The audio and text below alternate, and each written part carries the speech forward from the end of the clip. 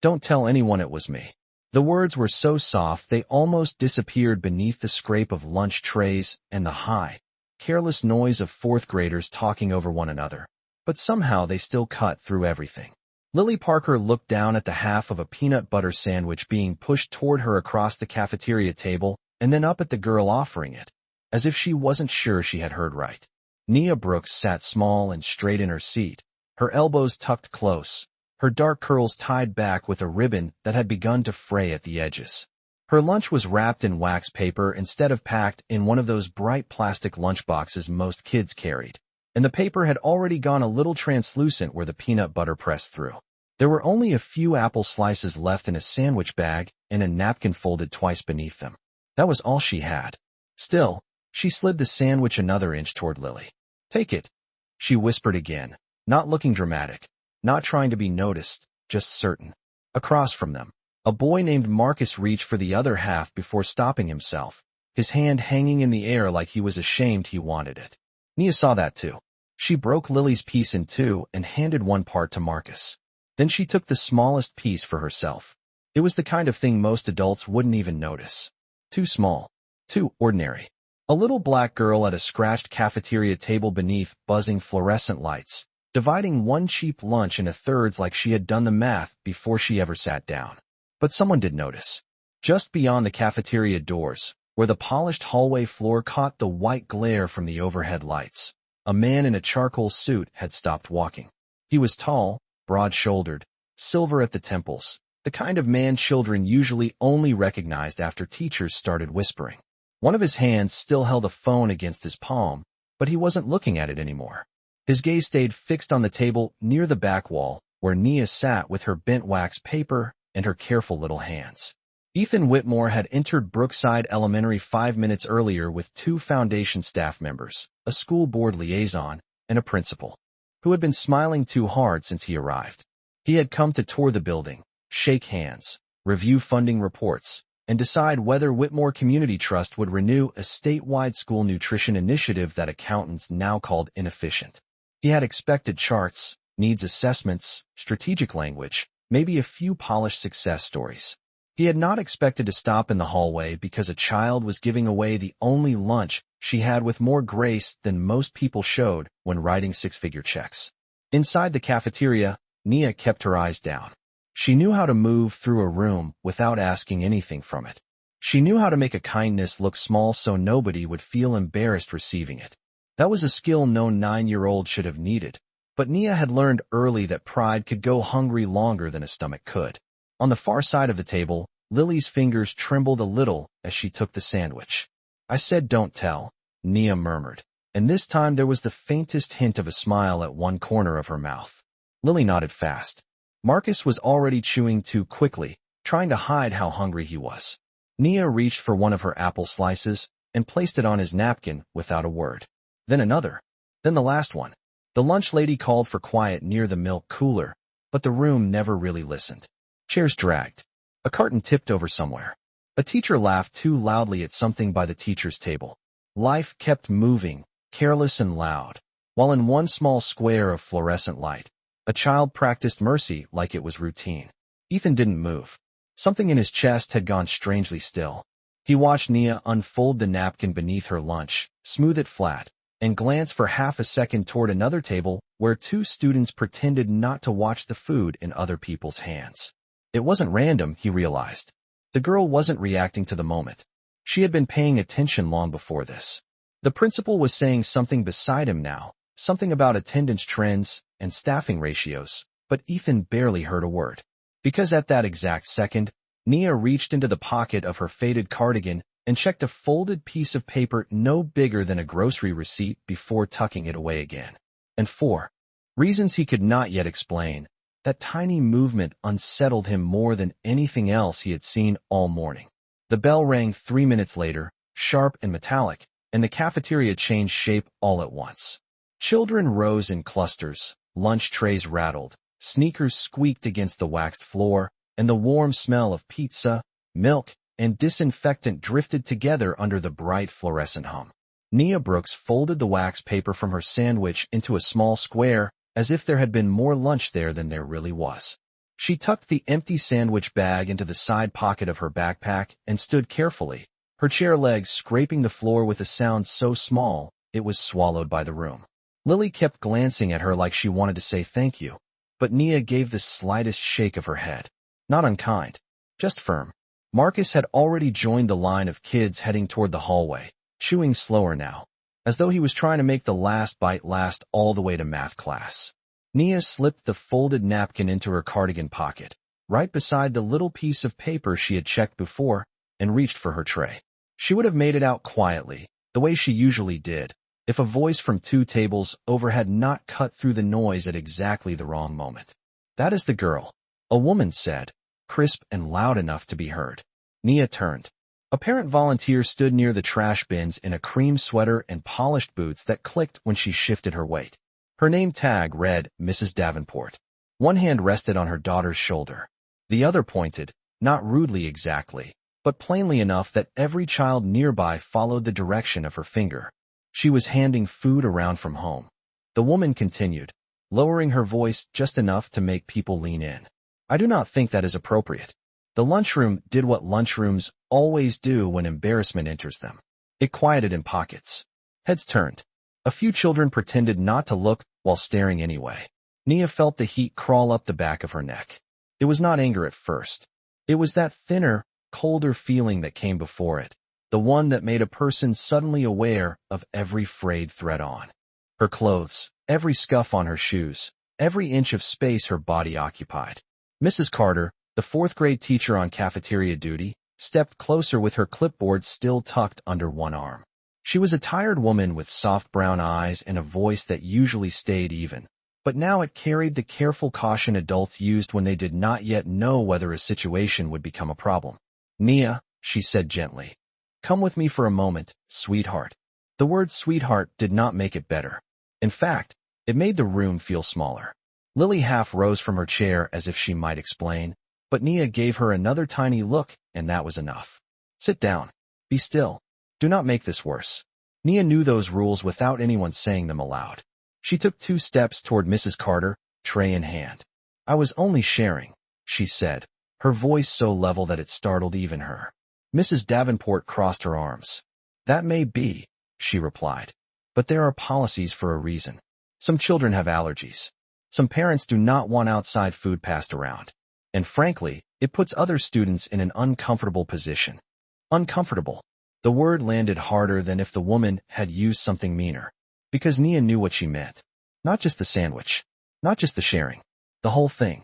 The wax paper, the cheap bread, the quiet little exchange that had made poverty visible for half a second in a room where people preferred not to look straight at it. Mrs. Carter's expression shifted. She had heard it too. "Let us just step into the hallway," she said. Nia nodded once. Around them, the sound of lunch resumed, but not completely. The room had changed. Even children too young to explain shame could feel it move through the air. Nia placed her tray in the return window and followed Mrs. Carter toward the cafeteria doors. As she passed, she kept her chin up and her shoulders straight, but inside her pocket her fingers had already found the folded paper again, pressing it flat with the pad of her thumb like it could steady her. She did not know that Ethan Whitmore was still standing near the doorway, nor that his foundation director had stopped speaking because he had raised one hand for silence. She did not know that he had heard every word from Mrs. Davenport, or that his eyes had gone to the cardigan pocket where her hand stayed hidden. All Nia knew was that the hallway beyond the cafeteria looked colder than it had a minute ago, the polished floor brighter, the air thinner, and that when Mrs. Carter opened the door, the man in the charcoal suit finally stepped aside and looked at the little girl as if he had just realized this story was not going where anyone in that building thought it was. Mrs. Carter did not take Nia to the principal's office right away. Instead, she led her to a small reading alcove just beyond the 4th-grade hallway, where a narrow window let in a pale strip of afternoon light, and the air smelled faintly of pencil shavings, old paper, and the lemon cleaner the janitor used after dismissal. It was quieter there, not silent, because Brookside Elementary was never truly silent, but quiet enough that the sounds of the building came softened now. A distant class laughing somewhere behind a closed door, a copier running in the front office, the muted rise and fall of announcements no one ever listened to all the way through. Nia stood beside a low bookshelf with her backpack hanging from one shoulder and waited for the part where adults told her what she had done wrong. Mrs. Carter set her clipboard down on the windowsill and looked at her for a moment with that careful expression teachers wore when they wanted the truth but did not want to frighten it out of a child. "Nia," she said gently, "I know you were trying to help." Nia nodded once. Her hand stayed inside her cardigan pocket, fingertips pressed to the folded paper tucked there like it mattered more than anything else she was carrying. "But when food is shared at school," Mrs. Carter continued, "there can be rules about allergies, parents, safety, things like that." Nia lowered her eyes to the carpet. It was a blue industrial carpet with flattened fibers and one darker stain near the chair in the corner. "Yes, ma'am," she said. The answer was respectful, but it did not say much. Mrs. Carter noticed that too. "Were Lily and Marcus hungry?" she asked after a beat. Nia looked up then, just for a second, and the change in her face was so small another adult might have missed it. She was not surprised by the question. She was surprised that someone had asked it at all. "Yes, ma'am," she said again. "How do you know?" Nia hesitated, not because she did not want to tell the truth, but because the truth sounded strange when spoken out loud by a child. "Because they always say they are not hungry when pizza day runs out," she said quietly. "And because Marcus drinks 2 milk cartons when somebody leaves one behind. And because Lily folds her napkin for a long time before lunch is over, so it looks like she is busy." Mrs. Carter blinked slowly. Something in her posture changed. The words were simple, but they were not childish. They carried the sharp, sad accuracy of someone who had been watching for longer than anyone realized. "You noticed all that?" she asked. Nia nodded. Her braids brushed lightly against the collar of her cardigan. "There are more," she said before she could stop herself. Then she went still, as if the sentence had slipped out on its own. Mrs. Carter glanced at the pocket where Nia's hand remained hidden. "More what?" she asked softly. Nia's thumb pressed harder against the folded paper. For a moment she did not answer. The hallway clock clicked once, then again. Somewhere in the building a door opened and shut. Finally Nia drew her hand out slowly, and with it came the small crumpled sheet Ethan Whitmore had seen her check in the cafeteria. It was not neat. The edges were softened from being folded and unfolded too many times, and there was a faint smear near one corner where peanut butter or pencil graphite had rubbed against it in her pocket. She held it against her chest instead of handing it over. "Just names," she said. Mrs. Carter did not reach for it. "Whose names?" Nia looked toward the window, where a gust of wind stirred the flag outside and sent a wavering shadow across the floor. "Kids who do not really eat," she whispered. Mrs. Carter did not speak. Nia went on, the words coming low and careful now, as if she were stepping across something thin. "Some forget money. Some say they already ate at home, but they did not. Some only eat the crackers if there are any left in class. Some say they do not like lunch, but they do." Her voice stayed even, but her fingers tightened around the paper. "I was just trying to remember." Remember. The words settled heavily in that little alcove. Not report. Not track. Not expose. Remember. As if hunger disappeared too easily in a school full of clipboards, schedules, and official forms, unless somebody made sure it did not.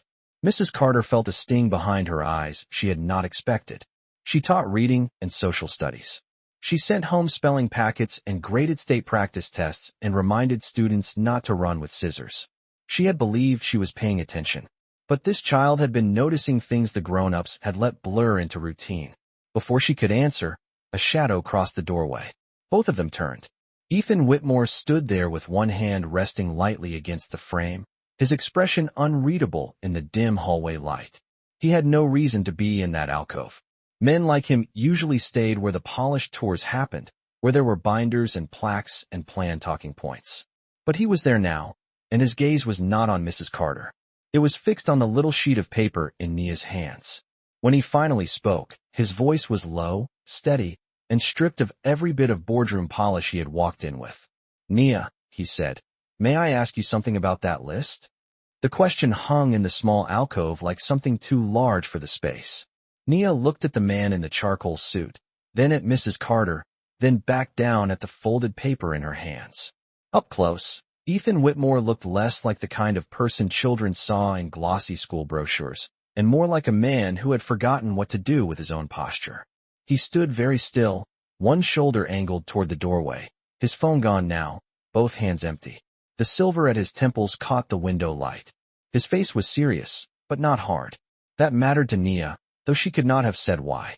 Grown-ups asked questions in different ways. Some asked because they wanted answers. Some asked because they wanted a child to feel small before giving one. She had learned the difference early. "May I ask you something about that list?" he repeated, more softly this time. Mrs. Carter drew in a careful breath.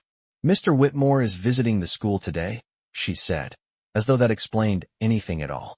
To adults, maybe it did. To Nia, he was just a stranger with expensive shoes standing in a reading corner where strangers did not usually stand. She held the paper tighter. "It is just names," she said. Ethan gave the slightest nod, not impatient, not pushing. "I know," he replied. "That is what makes me curious." There was no smile in his voice, no polished charm, just a steady kind of attention that felt almost unfamiliar. Nia studied him for a second longer. Then she looked at Mrs. Carter, who gave her a small encouraging nod. Slowly, carefully, Nia unfolded the paper. It opened in 3 creases. The writing was small, dark, and crowded close together, the way children wrote when they were trying to make room for more than the page wanted to hold. Ethan did not step forward right away. He waited. Nia looked down at the list, and then began speaking before anyone could ask her to hand it over. "Lily Parker," she said quietly. "No lunch on Mondays sometimes. She says her stomach hurts, but I think that is because she is hungry." Her finger moved lower. "Marcus Green. Eats fast when somebody gives him extra. Pretends he is full if there is not enough." She swallowed and kept going. "Jocelyn Reed. Only drinks milk at lunch if she forgot breakfast. Aaron Bell says he hates school chicken, but he does not hate it. He just says that when there is not enough left." Mrs. Carter felt her throat tighten. Ethan said nothing. The little paper trembled just slightly in Nia's hands, but her voice stayed clear. "I wrote down names so I would not forget," she said, "and so I would know who to look for." Ethan's gaze lifted from the page to her face. "Look for," Nia nodded. "If I had extra crackers. Or apples. Or if somebody left unopened milk. Or if Mama packed more than usual." The last part came out almost apologetic, as though she wanted it understood that more than usual was not a lot. Ethan glanced once at Mrs. Carter, then back at Nia. "How long have you been doing this?" She thought about it. The clock on the wall ticked twice. "Since after winter break," she said. "Maybe before." "You made all of this by yourself?" he asked. Nia tilted her head a little, confused by the question. "I can write by myself," she answered, and for the first time there was a tiny spark in her eyes. Not quite humor, not quite defiance, but something alive enough to make Mrs. Carter almost smile through the ache forming in her chest. Ethan noticed it too. Something in his face shifted, just enough to show that he was not used to being answered so plainly. "That is not what I meant," he said, and his voice softened even further. "I meant, did anyone ask you to keep track of this?" Nia's fingers flattened the paper. "No, sir." "Then why do it?" For a second she did not answer. The late afternoon light moved across the carpet in a narrow gold band. Down the hall, a teacher called for line order. Somewhere outside, tires hissed over wet pavement from the morning rain that had not fully dried. Brookside Elementary kept breathing around them, ordinary and busy, while a child searched for words that adults with degrees often missed. When she finally spoke, it was almost a whisper. "Because people stop looking after a while." The air in the alcove seemed to still around that sentence. Mrs. Carter felt it first in her chest, then behind her eyes. Ethan's expression changed completely. Not dramatic, not sudden, just a quiet undoing around the edges, like a man hearing something precise enough to reach a place in him that reports and speeches never had. Nia went on before anyone could interrupt. "At first they notice if a kid has no lunch," she said. "Then if it happens again and again, they just think that is how it is." She looked down at the list, then folded one corner with her thumb. "But it is not supposed to be how it is." Ethan exhaled slowly through his nose, the kind of breath a person takes when trying not to show he has been struck by something invisible and exact. He had spent the last 6 months in meetings about cost reduction, measurable outcomes, scalable giving, long-term efficiency. He had approved summaries that reduced hunger to percentages and trends.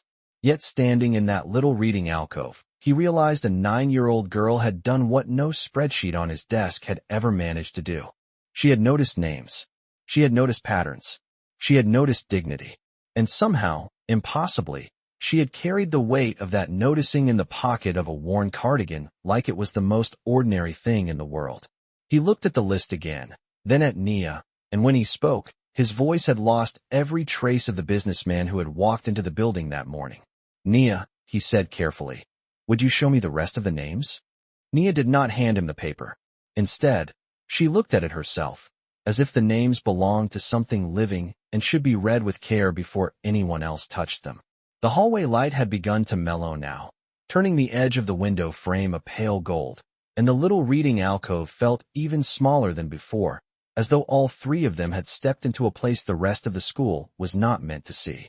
Mrs. Carter stayed by the windowsill with one hand resting on her clipboard, but she no longer looked like a teacher handling a small policy issue. She looked like a woman trying to understand how she had missed an entire hidden map inside her own classroom. Nia drew a slow breath and lowered her eyes to the page. "Jasmine Cole," she read softly. "She says she is on a diet, but children are not really on diets, I do not think. She gives away half her lunch if she has one, then says she is not hungry anymore." Her finger moved down. "Evan Brooks. Not family. He always asks for water before lunch because he gets dizzy if he does not eat in the morning." Another name. "Tia Robinson. She saves crackers in her desk for Fridays." Ethan listened without moving. He was not merely hearing names. He was hearing a system fail in the voice of a fourth grader who still tucked her notes into a cardigan pocket. "And this," Nia said, tapping a line near the bottom, "means allergy." She glanced up briefly. "Lily cannot have strawberries. Marcus gets itchy with walnuts. Jocelyn says oranges burn her mouth." Ethan's eyes returned to the paper. "You wrote that down too?" he asked. Nia nodded. "If you share, you should know what hurts people." The sentence landed with the kind of quiet force that made the room seem to shift around it. Mrs. Carter pressed her lips together. Ethan lowered his gaze for a second, and in that second something like shame passed across his face, clean and unhidden. Not because of anything Nia had done, because of what she had just revealed without meaning to. This child had not only noticed hunger. She had noticed risk, preference, patterns, dignity, and the fragile pride wrapped around all of it. She had built a private system of care out of scraps and memory because no one had asked her to, and maybe because no one else had. "Nia," Mrs. Carter said carefully, "did you ever tell an adult about this?" Nia's fingers folded one edge of the paper inward. "No, ma'am." "Why not?" Nia thought about the question long enough that the silence around it became part of the answer. "Because grown-ups are busy," she said at last. "And if you tell too loud, the kids know you told. Then they feel bad." Mrs. Carter closed her eyes for half a beat. Ethan turned toward the window, staring past the flutter of the flag outside, as if something there might steady him. He had sat in conference rooms with polished wood tables and 6 screens glowing at once. He had listened to consultants explain which districts produced the strongest public outcomes per donated dollar. He had signed off on language like optimization, sustainability, strategic narrowing. Yet right now, the clearest moral argument he had heard in years was coming from a 9-year-old girl in worn sneakers who understood that help did not count for much if it humiliated the person receiving it. He turned back to her. "Do you know why I came here today?" Nia shook her head. "I came to decide whether my foundation should continue funding school lunch programs like this one."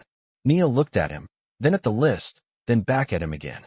There was no awe in her face, no sudden excitement over the word foundation. Only attention. "Are you the boss?" she asked. Ethan almost smiled, but it did not quite reach his eyes. "Yes," he said. "I am." Nia absorbed that quietly. Then she asked the question that made both adults in the alcove still themselves all over again. "Did your papers say their names?" Ethan stared at her. The hallway behind them felt far away now, reduced to muffled footsteps and the occasional opening of a classroom door. He understood exactly what she meant, and the fact that she had asked it so simply made it harder to hide from. Reports had mentioned case volume, food insecurity metrics, reimbursement gaps, district trends. Numbers had been everywhere. Names had not. "No," he said finally. The word came out lower than he intended. Nia nodded once, not triumphantly, not accusingly, just as if something had been confirmed. "That is what I thought," she said. Ethan let out a slow breath and rubbed one hand across his jaw, suddenly looking older than he had when he first appeared outside the cafeteria. Mrs. Carter watched him carefully, realizing this was no longer a school moment. It was something else now, something deeper and far less manageable. Nia began folding the list again, small and precise, each crease finding the old crease before it, as if returning the paper to the shape it trusted. Ethan saw that and reached out with his voice before she could tuck it away. "Wait," he said, gentle but urgent. "There is something I need to ask you before you put that back." Nia paused, the paper halfway folded in her hands. Ethan looked directly at her, and when he spoke again, his voice carried none of the distance of money or power, only a kind of startled humility he had not expected to feel in an elementary school hallway. "How did you know?" he asked. Which children were the ones people had stopped seeing? Nia did not answer right away. She looked down at the folded paper in her hands, as if the question itself had weight, as if it deserved to be handled carefully before it was given away. The late afternoon light had shifted again, turning the narrow window beside the bookshelf into a pale strip of silver, and the sounds from the hallway came and went in softened bursts now. A classroom door opening, the rattle of a cart somewhere near the office, the distant rhythm of children being lined up for buses and after-school pickup. Brookside Elementary was moving on with its day, but inside that little alcove, time seemed to slow around the small black girl in the worn cardigan and the billionaire waiting for her answer, like it might alter something larger than either of them had words for. Nia smoothed the folded edge of the paper once with her thumb. Then she lifted her eyes to Ethan Whitmore, and there was no accusation in her face, no fear either, only the steady calm of a child who had spent too long learning how to notice things quietly. "Because they look at food before they look at people," she said. Ethan did not move. Mrs. Carter felt a chill move over her arms, even in the warm hallway light. Nia went on, her voice soft but sure now that she had started. "When somebody is really hungry, they look at other kids' trays even when they do not mean to. Their eyes do it first. Then they look away fast." She glanced down at the paper and traced one name without saying it out loud. "Sometimes they laugh louder when they do not have lunch. Sometimes they say they hate what everybody else is eating. Sometimes they talk a lot so nobody hears their stomach." Ethan's jaw tightened almost invisibly. These were not dramatic signs. No emergency alarms. No public scenes. Just the tiny humiliations and quiet patterns adults stepped over every day because they were too small to make reports. "And sometimes," Nia added, "they say no too quick if someone offers." Mrs. Carter swallowed. "Why would that mean they are hungry?" she asked gently. Nia looked at her like the answer was sad and obvious all at once. "Because if you say no fast, people think you mean it." The words settled into the alcove with that same clean, painful precision she had carried from the cafeteria. Ethan lowered his gaze for a second and stared at the carpet, the stained square near the chair, the scuffed baseboard, anything but the little girl who had just explained dignity to him better than anyone in his foundation ever had.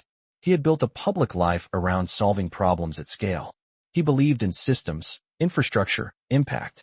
But this child had built her own system out of observation, instinct, and mercy, and hers had one thing his had lost somewhere along the way. It kept the human being attached to the need. "Did someone teach you that?" he asked at last, his voice lower now. Nia shook her head. "No, sir." She hesitated, then added, "My mama notices things too." At that, something softer came into her expression, a tiny warmth. That changed her whole face for half a second. "She says people tell on themselves without meaning to. You just have to watch kindly." Mrs. Carter turned slightly away and pressed her lips together, pretending to adjust the papers on her clipboard. "Watch kindly."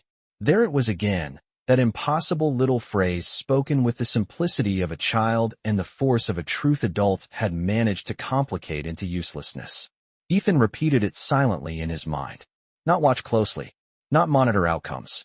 Not evaluate needs. Watch kindly. He realized with a sudden, uncomfortable clarity that kindness and attention were not separate things at all. Not real kindness. Real kindness required noticing. Required memory. Required that someone be willing to carry what they saw. Nia had done that in a pocket-sized list. His own organization had done the opposite in polished reports no one would remember a week after printing. He looked at the folded page in her hands again. "How many names are on that list?" he asked. Nia unfolded one corner and counted quickly with her eyes. 12, she said. Mrs. Carter closed her eyes briefly. 12. In one grade level. Maybe more if a child outside Nia's orbit had hidden it better. Ethan took a slow breath. He could almost hear the language from his last board meeting replaying in his head with sickening neatness. Streamline. Reduce duplication. Narrow focus to measurable outcomes. The words sounded thinner now than the wax paper Nia had wrapped around her sandwich. And did you help all 12? He asked. Nia looked down. Not all the way, she said honestly. Sometimes I only have crackers. Or half an apple. Or I save part of my lunch from home. She paused, then added, I try to take turns. Ethan closed his eyes for one brief second. When he opened them again, there was something different in them now. Something rawer and far less protected. You should not have had to do that, he said, almost to himself. Nia heard him anyway. I know, she replied. There was no self-pity in it. No dramatic sadness. Just truth. Mrs. Carter looked between them, feeling that the entire afternoon had shifted into unfamiliar territory. The parent complaint, the food-sharing policy, the awkward hallway intervention, all of that now seemed embarrassingly small beside the reality unfolding in front of her. Ethan straightened a little, not into business posture, but into decision. It was visible before he even spoke, in the set of his shoulders, in the way his attention sharpened, in the fact that for the first time since stepping into the alcove, he looked like a man who had stopped observing and started choosing. He glanced once toward the main hallway, where the school day was beginning its slow slide toward dismissal, then back at Nia. Would you come with me to the principal's office? He asked gently. Nia's fingers tightened around the paper. Mrs. Carter started to say something reassuring, but Ethan spoke again before she could. You are not in trouble, he said. Then, after the briefest pause, with a seriousness that made both of them feel the weight of whatever was coming next, he added, I think you may have just shown me something I was never supposed to miss. Nia had never been inside Principal Holloway's office before. She had passed it dozens of times, of course, always noticing the same things children noticed when they tried not to stare. The blue ceramic bowl filled with peppermints on the side table, the framed photos of smiling students on the wall, the brass nameplate on the door polished bright enough to catch the hallway lights. But being invited inside was different. The room felt warmer than she expected, warmer and quieter, with the hum of a small space heater near the bookshelf and the faint smell of coffee that had been poured a while ago and forgotten. Principal Holloway stood when they entered, one hand still resting on a folder spread open across his desk. He was a tall man with kind eyes and a tie that had loosened a little over the course of the day. For one brief second his expression carried the ordinary concern of a principal prepared to resolve a minor school issue. Then he saw Ethan Whitmore walking beside Mrs. Carter and Nia Brooks, and the concern gave way to surprise sharp enough to straighten his posture all at once. Mr. Whitmore, he said, stepping around the desk. I was just about to come find you. I hope the tour was going smoothly. Ethan closed the door behind them with a soft click. It was, he said, until I realized I was looking at the wrong thing. Principal Holloway glanced at Mrs. Carter, then at Nia, whose backpack was still hanging from one shoulder and whose hand remained wrapped around the folded paper in her cardigan pocket.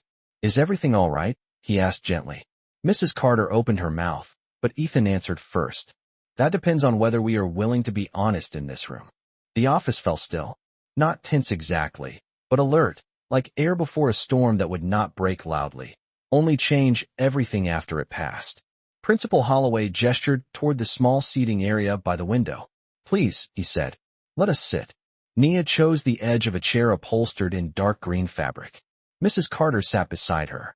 Ethan remained standing for a moment, one hand in his coat pocket, eyes moving over the room as if he were trying to decide how far back this conversation really began. Finally, he turned toward the principal. A parent complained that Nia shared food at lunch, he said. That is how this started. But it is not what this is about. Principal Holloway nodded slowly, waiting. Ethan looked at Nia then, and something in his face softened again. Nia, would it be all right if you showed Principal Holloway your list? Nia hesitated. The radiator clicked softly. Somewhere outside, a bus exhaled air at the curb with a long mechanical sigh. The school day was nearly over now, and everything felt perched on the thin edge between ordinary and irreversible. Nia looked at Mrs. Carter. Mrs. Carter gave her the same small nod as before. So Nia drew the paper from her pocket and unfolded it carefully, the creases opening one by one. She did not pass it across the room. She simply held it in both hands and lowered her eyes to the names. Principal Holloway leaned forward a little. He did not interrupt. He only listened as Nia explained what the list was, how she kept it, what the little marks meant besides certain names, who could not eat strawberries, who drank extra milk too fast, who always said they were full before they had eaten enough. When she was finished, no one spoke right away. Principal Holloway took off his glasses and rubbed the bridge of his nose with 2 fingers, then set them back on. How long? He asked quietly. Nia answered in the same quiet voice. Since winter. Principal Holloway turned to Mrs. Carter. Did you know? The question was not sharp. That somehow made it harder. Mrs. Carter shook her head once. No, she said. Not until today. Ethan finally sat down, but he leaned forward, elbows on his knees, hands loosely clasped as if this were no longer a visit. Not really, but a reckoning he had walked into without understanding it. My foundation has been reviewing whether to reduce support for district meal programs, he said. Principal Holloway's eyes flicked to him. Mrs. Carter's face tightened slightly. Nia only listened. Ethan continued, his voice steady and stripped clean of performance. We have been talking in metrics, utilization rates, distribution inefficiencies, program overlap. I have spent months hearing what looks sustainable on paper. He looked directly at the principal then. But your student just handed me 12 names. 12 actual children. With food allergies. Eating patterns. Pride patterns. He stopped there, as if even he heard how terrible that phrase sounded the moment it left his mouth. She did the one thing we have not done, he said more softly. She remembered them as people. Principal Holloway leaned back slowly in his chair. He was a man who had worked in public education for 23 years.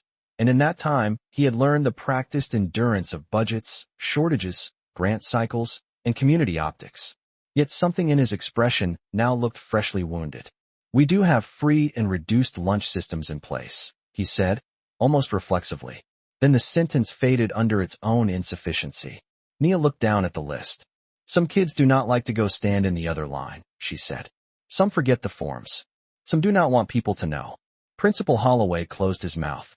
Ethan turned his head and looked at her with that same stunned attention as before, as though each time she spoke she managed to cut through another layer of grown-up language and leave only truth behind.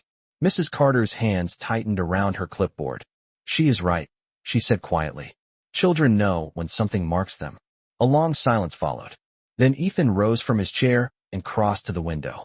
Outside, the buses had begun lining up in yellow rows, their roofs catching the dull silver light of late afternoon.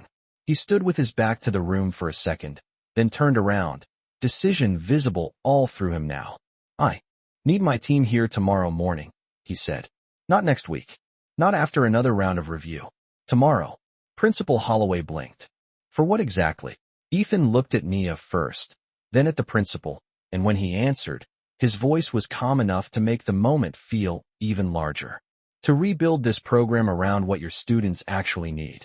Then he paused, his gaze returning to the folded paper in Nia's hands. And because I have a feeling that list is still not the most astonishing thing she has been carrying around. That sentence stayed with Nia all the way home. Not the part about rebuilding the program. Not even the part about tomorrow morning. It was the last thing Ethan Whitmore had said, in that calm voice of his. As if he were still trying to solve a puzzle he had only just realized was bigger than the room they were sitting in. I have a feeling that list is still not the most astonishing thing she has been carrying around. Nia had not answered then. She had only folded the paper again and slipped it back into her pocket, while Principal Holloway promised to call her mother before the buses left. After that, the afternoon blurred into small sounds and bright surfaces. The office door opening. Mrs. Carter kneeling to help her fix the twisted strap on her backpack. A peppermint pressed into her palm from the blue bowl on the side table. The squeal of bus brakes outside. Children rushing past the front windows in coats and bright sneakers, full of the ordinary relief that comes at the end of a school day. But now, sitting in the back seat of her mother's old sedan with the heater blowing air that smelled faintly of dust and winter, Nia stared out at the gray strip malls and wet sidewalks sliding past the window and felt the question she had not answered resting in her lap, like something alive. Danielle Brooks glanced at her at a red light. She was still wearing the pale blue housekeeping polo from the hotel where she worked, her name stitched over the pocket in white thread that had begun to fray at the edges. Her hands looked tired on the steering wheel. Not old, just tired in the way hands got when they had been cleaning up after other people all day. "You want to tell me what happened?" she asked gently. "Or you want me to wait until we get home?" Nia traced a circle in the fog gathering at the bottom corner of the window. "A lady got upset because I shared my sandwich," she said. Danielle's eyes shifted from the road to her daughter and back again. "And then Mrs. Carter talked to me. Then the principal. Then the man from the school visit." Danielle was quiet for half a second. "What man?" "The rich one." That almost pulled a laugh from Danielle, but not quite. "That narrows it down to about none of this making sense," she said. Nia looked down at her hands. "His name was Mr. Whitmore." The car grew still around that name, even while it kept moving. Danielle's fingers tightened slightly on the wheel. Everyone in the city knew Whitmore. Maybe not personally. Maybe not the way wealthy people knew each other. But his name was on hospitals, scholarship banners, art centers, food drives, and one new wing of the children's library downtown. "Ethan Whitmore?" she asked carefully. Nia nodded. Rainwater streaked backward across the passenger side mirror. "He saw my list." Danielle did not ask what list right away. That told Nia her mother already knew there was one.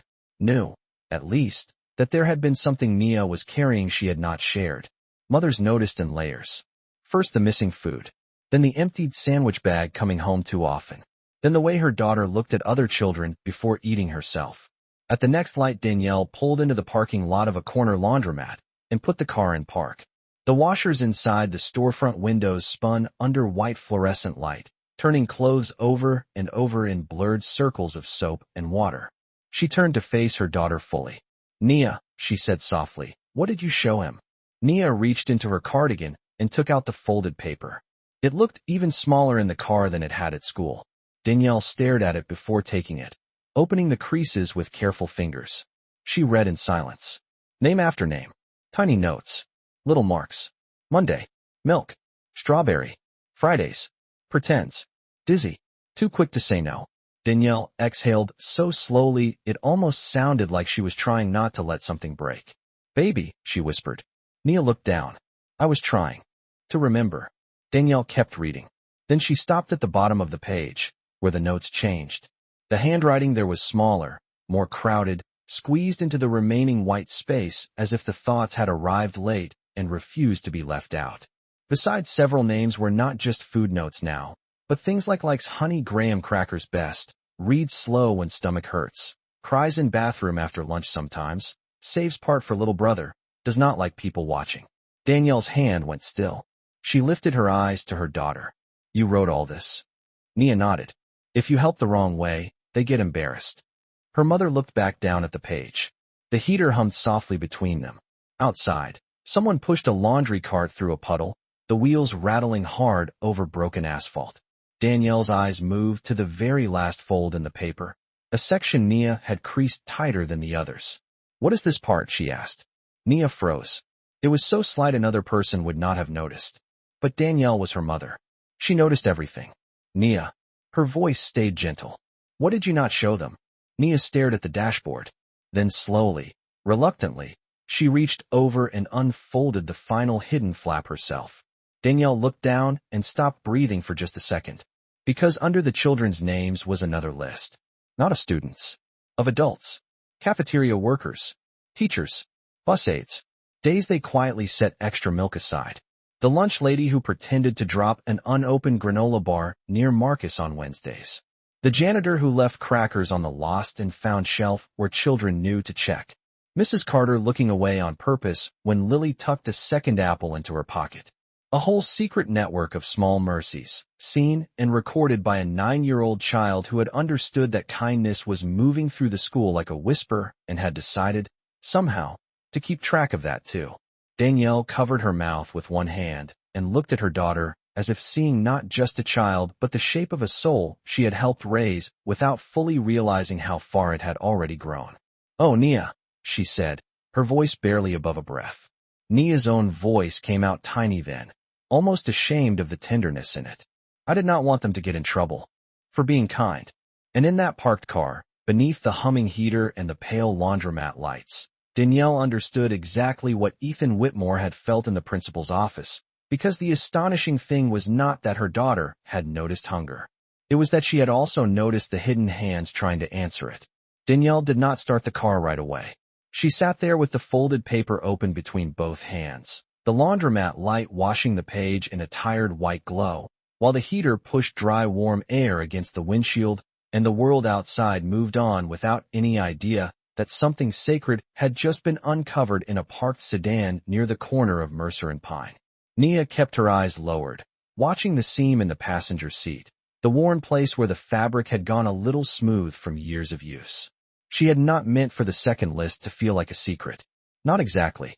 It was only that some kinds of goodness seemed too fragile to say out loud.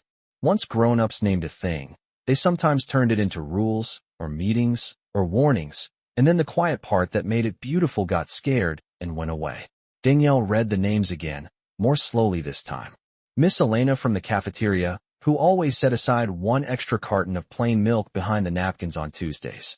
Mr. Ray, the janitor, who left crackers near the lost and found shelf with a mop bucket parked in front like a curtain. Mrs. Carter, who asked the class to take one for later, on days she knew the lunch line had run short. A bus aide named Sonia, who kept sealed cereal bars in her tote and pretended they were leftovers from her own breakfast. None of it was official. None of it had probably been approved in some district manual. Yet there it was, a hidden web of tiny mercies stitched through the school day by adults who had found small ways to answer a need without making children feel exposed. Danielle pressed her thumb gently against the paper and looked over at her daughter. "You saw all this too?" she asked. Nia nodded. "They try not to make it look like help." Danielle let out the kind of breath that came when pride and sorrow met in the same place. "No," she said softly. "They do not." She folded the page once, then unfolded it again, as though her hands were not ready to let it leave the shape of truth just yet. "Did Mr. Whitmore see this part?" Nia shook her head. "Only the kids' names." Danielle looked down at the final flap again. "Why did you keep this hidden?" Nia thought for a moment. "Because if people know who is helping, then other people might tell them to stop." Outside, a teenager in a hooded sweatshirt dragged a laundry bag through the drizzle, head down, earbuds in, the wheels bumping hard over a crack in the sidewalk. Danielle watched him pass through the windshield blur and felt the ache of the day settle differently in her chest. She had spent years doing work that made her easy to overlook. Cleaning rooms in a hotel downtown. Replacing towels nobody remembered using. Wiping mirrors people checked themselves in before stepping back into lives much easier than hers. Being unseen had taught her things. One of them was this. Quiet people recognized one another. The overlooked often became experts in noticing what everyone else passed by. And somehow her little girl, only 9 years old, had taken that noticing and turned it into care. Danielle reached over and touched Nia's cheek with the backs of her fingers, gentle as breath. "Baby," she said, "you did not just make a list." Nia looked up. "What did I make?" Danielle glanced down at the page one more time. "A map," she said. "You made a map of who is hurting and who is helping." Nia absorbed that in silence. The words settled over her more gently than the other ones from the day. Policy. Program. Foundation. Astonishing. A map felt closer to what she had meant. Something you used so people did not get lost. Danielle finally refolded the paper carefully, matching each crease to the old line as if honoring the work that had gone into it. Then she handed it back to Nia with both hands. "Keep this safe," she said, "because tomorrow is not going to be small." Nia held the paper against her chest. "Am I in trouble?" Danielle turned the key in the ignition, and the old sedan shuddered to life. "No, baby," she said, pulling out of the parking lot. "I think some grown-ups are about to be." They drove the rest of the way home through a city turning blue with evening. Traffic lights glowed wet against the pavement. Fast food signs buzzed to life one by one. A church marquee on Oak Street read "You are not forgotten" in black plastic letters, and Nia read it twice before the car turned the corner. Their apartment building sat behind a chain-link fence with one bent section near the side gate and a patch of winter grass gone mostly brown. Inside, the hallway smelled faintly of fried onions and laundry soap. Mrs. Alvarez from downstairs was carrying grocery bags in from her trunk and smiled when she saw them. Danielle smiled back, but her mind was already half in tomorrow. Upstairs, their apartment was warm in the small, practical way warmth had to be when money was tight. The lamp in the living room threw a golden circle over the thrift store couch. The radiator hissed. A crock pot on the counter gave off the soft, familiar smell of beans, garlic, and smoked turkey necks that had been stretching dinners in black families longer than any spreadsheet Ethan Whitmore had ever seen. Danielle changed out of her work shirt, tied on an apron, and moved around the kitchen in thoughtful silence while Nia sat at the table with the folded list beside her math homework. For a while neither of them spoke. The ordinary sounds of evening filled the space instead. A spoon against the pot, cabinet doors opening and closing, the muted weather report from the television in the next room. Nia sharpened her pencil twice without really using it. Finally Danielle set down the spoon and leaned one hand against the counter. Tomorrow, if they ask you questions, tell the truth the same way you told it today. Nia looked up. What if they get mad? Danielle's expression softened, but it did not lose its steadiness. Then they get mad at the truth, she said. That is not the same as you doing wrong. Nia nodded slowly. The list lay beside her workbook like something much older than a child's handwriting should have made it. Later, after dinner and a bath and the quiet rituals that kept a small life stitched together, Danielle tucked Nia into bed under the blue blanket her grandmother had sewn years earlier from old church dresses and cotton scraps. The apartment had gone still, except for the radiator and the distant hum of tires out on the avenue. Nia held the paper one last time before placing it in the top drawer of her nightstand. Danielle stood in the doorway, watching her daughter smooth the drawer shut with her palm. Try to sleep, she whispered. Nia nodded, but sleep did not come quickly. In the dark, she kept seeing the principal's office, the silver in Ethan Whitmore's hair, the way he had looked at her list like it had cracked open something he could not close again. She wondered what tomorrow morning would bring. More questions, more grown-ups, maybe apologies, maybe more confusion. She did not know. But in a townhouse across the city, under recessed lights and clean white ceilings, Ethan Whitmore was sitting alone at the long kitchen island in a house big enough to echo, staring at a legal pad where he had written 12 children's names from memory and realizing, with a kind of quiet shock that would not let him rest, that he still had not answered the question now pressing against him hardest of all. If a 9-year-old girl had seen that much inside one school, how much had he failed to see everywhere else? By 6:30 the next morning, Brookside Elementary looked different. Not in the obvious way. The bricks were still the same weathered red. The flag still lifted and fell in the cold breeze above the front lawn. The buses still began arriving in long yellow breaths, one after another, brakes sighing, doors folding open, children stepping down with backpacks too big for their shoulders, and sleep still clinging to their faces. But inside the building, beneath the bright hallway lights and the ordinary smell of copier toner, toast, and lemon cleaner, a current had already begun moving through the place. Principal Holloway was in his office before sunrise. Mrs. Carter had arrived 20 minutes early and stood in the empty classroom by the window for a long time without taking off her coat, looking at the rows of desks as if they might explain how a child had managed to see what the adults around her had only partly noticed. In the cafeteria, Miss Elena counted milk cartons twice and lined up the fruit bowls with unusual care. Mr. Ray pushed his mop bucket more slowly than usual, not because he was tired, but because he had heard enough from the front office before first bell to understand that whatever happened today might reach far beyond one school lunchroom. At 7:12, 2 black SUVs pulled into the front lot. No sirens, no rush, no dramatic entrance. Just quiet, expensive efficiency. Ethan Whitmore stepped out first in a dark wool coat, followed by 3 members of his foundation team carrying binders, tablets, and the polished expressions of professionals who believed they were arriving for a high-level educational review. That belief lasted all of 14 seconds. Because the moment Ethan entered Principal Holloway's office, he closed the door, set his leather folder flat on the desk, and said, "Before anyone opens a spreadsheet, I want 12 blank pages." The team looked at him. So did the principal. "Sir?"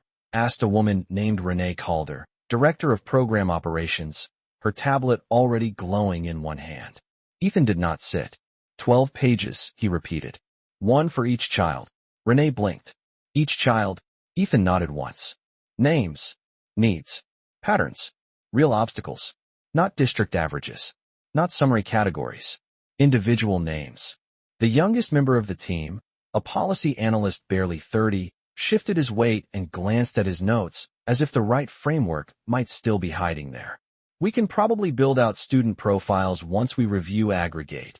No, Ethan said, not sharply, but with enough weight to stop the sentence before it formed. The room quieted. He looked from one foundation staff member to the next, and whatever they saw in his face told them this was not one of his usual revisions. We are not building profiles, he said more slowly. We are correcting a blindness. Principal Holloway sat back in his chair, hands folded loosely, and for the first time since yesterday afternoon he allowed himself to believe this might become something real. Ethan turned to the whiteboard on the wall and uncapped a marker himself. The squeak of it against the board sounded startlingly loud. He wrote one name in neat black letters. Then another. Lily Parker. Marcus Green. Jocelyn Reed. Aaron Bell. Jasmine Cole. Tia Robinson. 12 names from memory, each one written with the care of a man who had spent all night refusing to let himself forget them. Renee lowered her tablet. Mrs. Carter, who had been asked to join the meeting before students arrived, stood near the door with her hands wrapped around a coffee cup gone untouched. She watched Ethan write and felt something in her chest pull tight, not from sadness exactly, but from the strange ache that came when an invisible truth finally became visible in ink. These are students, one foundation staffer asked. These are children, Ethan replied, setting the marker down. And if a fourth grader can tell me how they move through a lunch period, then none of us gets to hide behind the word students this morning. Silence settled over the office, but it was not the embarrassed silence of people being scolded. It was the harder kind, the kind that came when people realized the old language no longer fit what they were seeing. Ethan faced them fully now. Yesterday I watched a 9-year-old girl divide a single sandwich into 3 pieces without making anyone feel ashamed for taking one. Then I watched her pull out a list more precise and more humane than any document my foundation has produced in 6 months on this issue. He looked at Renee. Do you know what was on that list? Renee shook her head once. Ethan's voice lowered. Names, allergies, behavioral tells, patterns of quiet hunger. Who says no too fast? Who tries to look busy when there is no food? Which children protect their pride by pretending not to want what they need? The staff looked stunned now, but Ethan was not finished. And there was a second list, he said. One she did not show us at first. Adults in the building who were quietly helping. A lunch worker. A janitor. A teacher. People practicing mercy under the radar because the system was too blunt to do it gently. Principal Holloway looked down for a second. Mrs. Carter closed her eyes. Renee set her tablet on the desk and for once did not look like a woman managing a grant portfolio. She looked like someone trying to locate the moral center of her own job again. Ethan drew in a breath and let it out slowly. Here is what changes today. No child gets routed into a visible separate process at lunch if that process can be redesigned. No assistance that depends on public exposure remains acceptable to me. We audit the line itself. We audit timing, food quantity, refill habits, point of sale embarrassment, every hidden friction point that teaches a child to go hungry before being seen. The policy analyst was scribbling now, faster than before. Another staff member had stopped typing altogether and was simply listening. Outside the office window, children were beginning to cross the front walkway in little streams, coats zipped to their chins, breath fogging in the cold. Morning had arrived fully. Inside, Ethan looked again at the 12 names on the board and felt the same quiet reckoning from the night before return with sharper edges. He had come prepared to decide whether a program was worth funding.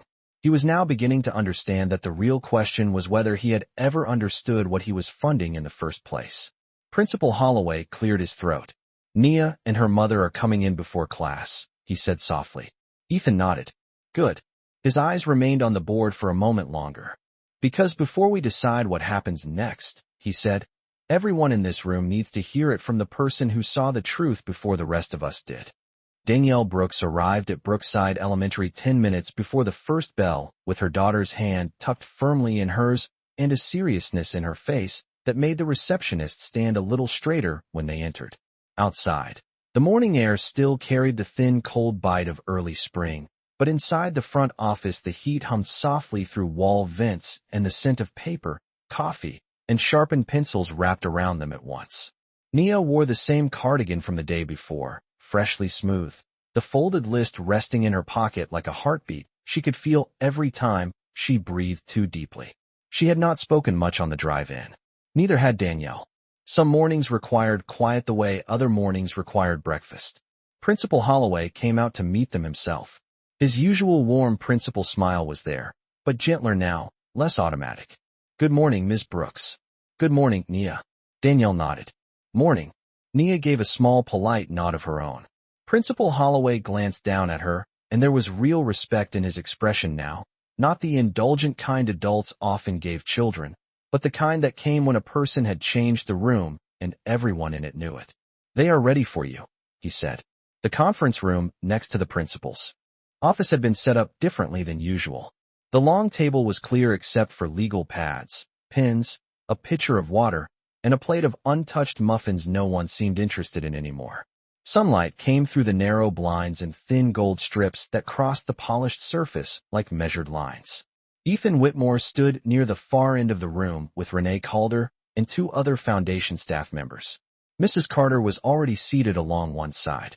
Miss Elena from the cafeteria stood near the door, hands folded tightly, looking like she was not sure whether she belonged in the room at all.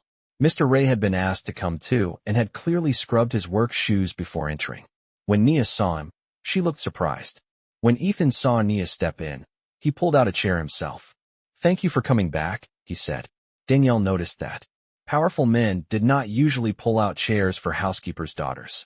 "We came because Principal Holloway said this mattered," Danielle replied. Ethan nodded once. "It does." Everyone sat. Nia kept her hands in her lap at first.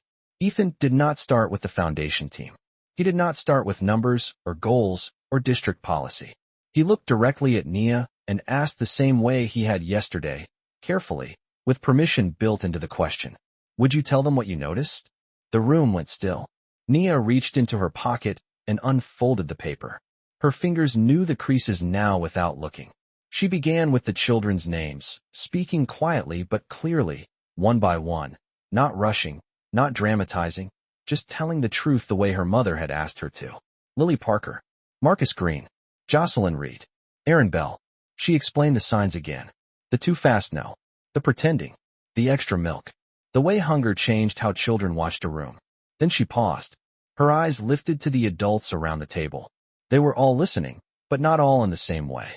Mrs. Carter looked stricken and proud at once. Principal Holloway looked like a man counting the places a system had become too rough without anyone meaning for it to. Renee Calder no longer looked like a foundation executive reviewing community operations. She looked like a person hearing, maybe for the first time in years, the full cost of professional distance. Ethan only listened. Really listened. Like he understood that interrupting would be its own kind of failure. Nia looked down at the page again and then, after the briefest hesitation, opened the final hidden flap. A change moved through the room even before she spoke. Danielle noticed it first in Miss Elena, whose shoulders rose slightly, as if bracing for something she had never expected a child to carry. "This part is not about the kids," Nia said softly. "It is about the helpers." She read the names just as carefully. Miss Elena, Mr. Ray, Mrs. Carter, Sonia from the bus.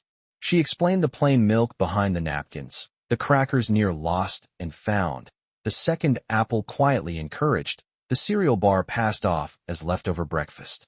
By the time she finished, no one had touched the muffins or the water. The room had been stripped down to something simpler than meetings usually allowed. Miss Elena pressed her fingertips to the corner of one eye.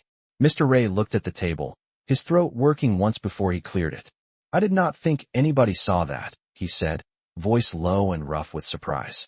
Nia turned to him. "I did." It was not said proudly. It was said like a fact. Ethan let out a slow breath and leaned back in his chair, but only for a second. Then he leaned forward again, elbows on the table, hands clasped, and spoke not to the room first, but to Nia. "Yesterday, I thought the first list was what astonished me," he said. "I was wrong." He looked around the table then, at the staff, the principal, the teacher, the cafeteria worker, the janitor, and finally Danielle Brooks. "What astonished me," he said, his voice steady enough to carry without rising, "is that a 9-year-old child did not just see who was hungry. She also saw who was trying to protect their dignity while helping. She saw both the need and the mercy around it. Danielle lowered her eyes for a moment. Mrs. Carter wiped one cheek quickly with the side of her finger. Ethan stood. The chair legs made a soft sound against the floor. I have spent years funding programs, he said.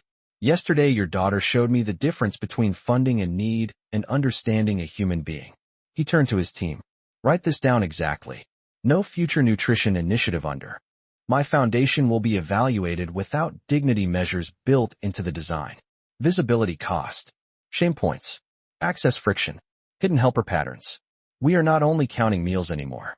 We are counting what it takes for a child to accept one without losing face. Renee picked up her pen without hesitation. Principal Holloway stared at Ethan, then at the little girl with the folded list, and knew he was watching the architecture of the school's future begin to change in real time. But Ethan was not finished. He looked back at Nia, and now his expression held none of the distance of wealth, only gratitude sharpened by regret. There is one more thing, he said. He reached into the inside pocket of his coat and placed a single folded document on the table between them. Because after hearing all of this, I made a decision last night that I should have made a long time ago.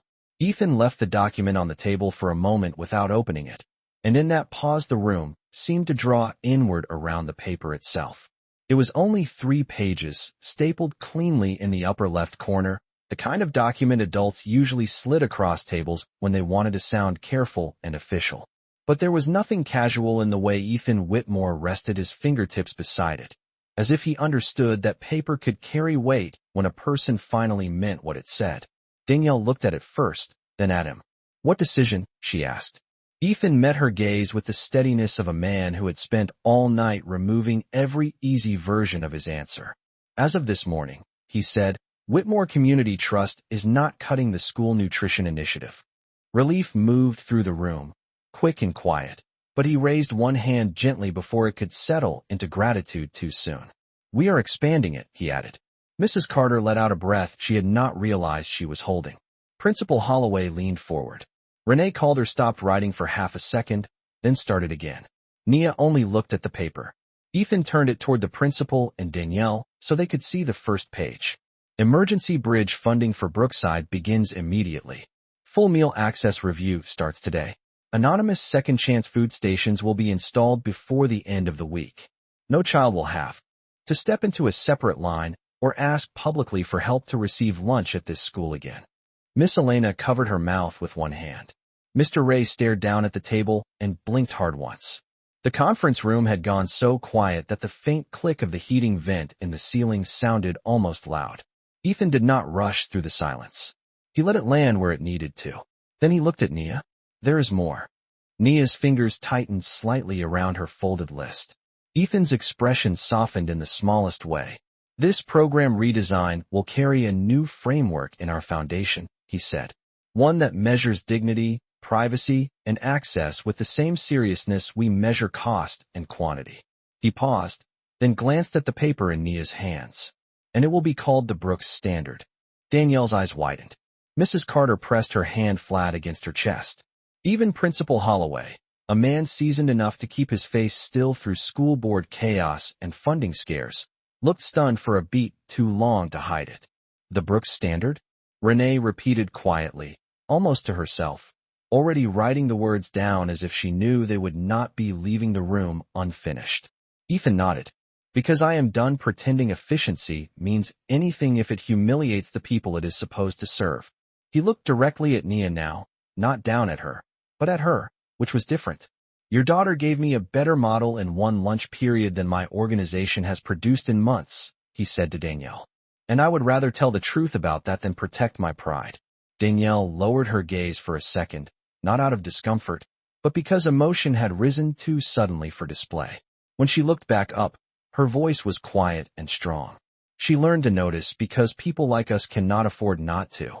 Ethan absorbed that without flinching. I know, he said, and I should have known sooner. The words did not sound polished. They sounded costly, which made them believable. Nia looked from her mother to Ethan, then down at the document again. Does this mean the kids will not be hungry? She asked. No one in the room smiled at the simplicity of the question, because it was too central for that. Ethan answered with equal simplicity. It means we are going to stop making hunger easy to hide and hard to help. Nia considered that. Then, in the same careful voice she had used all morning, she asked, will the helpers get in trouble? Miss Elena's eyes filled instantly. Mr. Ray looked away toward the blinds. Ethan followed Nia's gaze to the adults whose names had lived on the second list. No, he said. Not from me. Then he turned to Principal Holloway. And I would strongly advise not from anyone else either. Principal Holloway gave a firm nod. They will not. The room breathed again after that. Not with celebration. Not yet. With something steadier. Recognition, maybe. Or release. Ethan slid the document fully across the table this time. There is a second action item attached, he said. Principal Holloway scanned the page, then looked up sharply. You are endowing a discretionary student meal and essentials fund. Ethan nodded. Quietly administered. No public naming. No special badge of need. Clothing vouchers, breakfast support, emergency snack access, hygiene items if needed. Whatever keeps a child from having to choose between being seen and being fed. Mrs. Carter wiped at her eyes again, but this time she did not bother hiding it. Danielle sat very still, one hand resting lightly on Nia's shoulder, as if she were grounding herself in the fact that her daughter was real and not some radiant story somebody had made up to shame adults into behaving better. Nia unfolded her list again and looked at the names as if measuring Ethan's promise against the people on the page. Finally she nodded once, small but certain. Ethan saw it, and something in him eased for the first time since yesterday afternoon. Yet he was not finished with the truth. He looked around the table, letting his gaze settle on each person there. This is not charity as usual, he said. This is correction. And it starts because a 9-year-old black girl paid attention when the rest of us accepted not knowing as normal. No one argued with him. No one could. The morning light had climbed higher now, striping the conference table in brighter gold, and somewhere down the hall the first bell rang, sharp and clear, telling the school day to begin. But inside that room another beginning had already taken place, and everyone there could feel it. Ethan gathered his hands loosely in front of him and looked one last time at Nia's paper, then at the child who had written it. There is only one question left, he said softly, and I would like to ask it before class starts. The question Ethan Whitmore asked was not the kind adults usually ask children. It was not about grades or future plans or what they wanted to be when they grew up. It was smaller than that, and somehow far more difficult. He looked at Nia with the same careful attention he had carried into the room all morning and said, if we do this right, what should lunch feel like? The conference room went still again, but this time the silence was softer, almost warm. Nia did not answer right away. She looked down at the folded list in her hands, then toward the narrow bands of sunlight lying across the table, then at the untouched plate of muffins no one had wanted, because suddenly everyone in the room understood food was never just food. Finally she lifted her eyes. Normal, she said. The word was so simple that for half a second it seemed too small for the space it filled. Then Nia went on. It should feel normal to get what you need. Not lucky. Not secret. Not like people are watching. Ethan held her gaze. Mrs. Carter lowered her head and smiled through the tears still gathered there. Principal Holloway leaned back in his chair and let out the slow breath of a man hearing, at last, the sentence every policy had been trying and failing to reach. Normal. Ethan repeated quietly, as if testing the moral weight of the word against all the polished language he had once trusted more. Yes, Nia said. And if somebody needs extra, it should not make them look different. Miss Elena gave the smallest nod, one hand pressed lightly against her apron. Mr. Ray looked down at his work shoes and smiled to himself, tired and humble and seen. Danielle rested her palm against the back of her daughter's chair, the gesture light but steady, like a blessing that did not need words. Ethan picked up his pen and wrote one sentence across the top page of his legal pad in large, deliberate letters. Lunch should feel normal. Then he turned the pad so everyone at the table could see it. No one laughed at the plainness of it. No one tried to improve the phrasing. It was already better than anything they would have invented without her. Outside the conference room, the school day had begun in earnest now. Lockers clicked. A teacher called for hallway voices. Somewhere down the corridor, a child laughed so hard it bounced once off the cinder block walls and then disappeared. Life moving forward. Ordinary again. But inside that room, the ordinary had been redefined. Ethan stood and extended his hand, Not to Danielle first, not to the principal, but to Nia. For one tiny moment, she looked surprised. Then she rose from her chair and placed her small hand in his. His hand was warm and careful around hers. "Thank you," he said. "Not for the list. Not for the insight. Just thank you." The way one human being thanked another for returning something essential he had lost. Nia nodded once, solemn and shy at the same time. "You are welcome," she said. After that, things moved quickly in the way important things sometimes did once enough truth had gathered in one place. Renee stepped into the hallway to begin calling vendors. Principal Holloway arranged for the cafeteria line layout to be reviewed before lunch. Mrs. Carter asked if classroom snack baskets could be added without singling anyone out. Miss Elena quietly volunteered to help redesign the serving flow. Mr. Ray offered to build a simple shelf unit near the cafeteria entrance where extra fruit and sealed items could be placed without labels, without questions, without shame. Ethan approved every one of them. But the moment that stayed with people was not the paperwork or the planning. It was what happened just before Nia left for class. She reached into her cardigan pocket one last time and took out the folded paper. The same paper that had traveled with her through lunch, through shame, through the principal's office, through a parked car under laundromat lights, and into this morning's reckoning. She walked to the conference table and laid it down in front of Ethan. "You can keep it now," she said. Ethan looked at the paper, then at her. "Are you sure?" Nia nodded. "I think you see it now." Something in Ethan's face gave way then, not dramatically, just enough for everyone in the room to witness the final turn of the story. He did see it now. Not perfectly, not all at once, but enough to know that wealth without attention was hollow, that help without dignity was incomplete, and that a child had taught him both without once trying to make him feel small. He took the paper with both hands. "I will keep it," he said. Then Danielle walked Nia down the hallway toward class. Their footsteps moved softly over the polished floor. At room 14, Nia turned back once. Through the glass panel beside the conference room door, she could see Ethan still standing at the table with the list in his hands and the morning light across his shoulders. He was not speaking. He was only reading the names again, slowly this time, like a man who understood that every life on that page deserved not just help, but memory. Nia gave the smallest nod and slipped into class. By lunchtime that day, the first quiet changes had already begun. The line moved differently. The extra fruit basket appeared without announcement. 2 unopened milk cartons sat near the napkins as if they had always belonged there. No one explained it. No one made a speech. Children simply ate. And for the first time in a long time, the room felt a little less sharp around the edges, a little less watchful. Just normal. Weeks later, a small plaque was installed inside the staff office where children would never see it, but the adults always would. It held only one sentence beneath the words the Brooks Standard. Dignity begins when someone notices who is hungry and helps without making them feel seen for the wrong reason. Ethan visited once more before summer and found Nia in the cafeteria again, this time eating her full lunch while talking quietly with Lily and Marcus under the same fluorescent lights that had witnessed everything begin. He did not interrupt. He only stood in the doorway for a second, smiling to himself as the children reached for their food without hesitation, without performance, without fear. Then he walked away, leaving the moment untouched. Nia Brooks was only 9 years old. She was not rich. She was not powerful. But in one school, with one folded piece of paper and one small act of kindness, she made the grown-ups remember what decency was supposed to feel like. And that was enough.